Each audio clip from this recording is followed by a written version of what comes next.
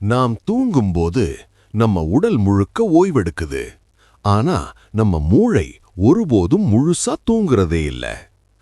REM sleep என்று சொல்லப்படும் ஒரு கட்டத்தில் நம்ம கனவுகள் உருவாகுது.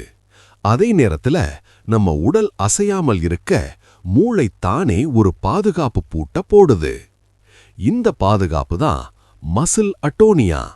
அதாவது கனவுல நாம எதையும் செய்யாதபடி உடல் முழுக்க முடக்கப்படுற நிலை.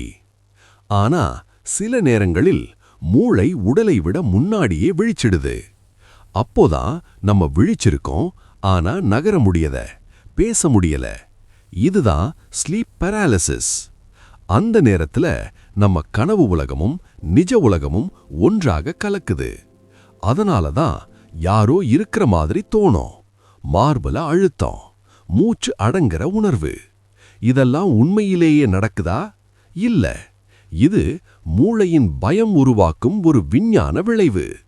நம்ம அமிக்டலா, அதாவது பயத்தை கட்டுப்படுத்தும் பகுதி, அந்த நேரத்துல முழு சக்தியோடு வேலை செய்யுது. சில வினாடிகள், சில நிமிடங்கள் கழிச்சு மூளை அந்த பாதுகாப்பு பூட்ட திறக்குது. உடல் திரும்ப இயக்கம் பெறுது.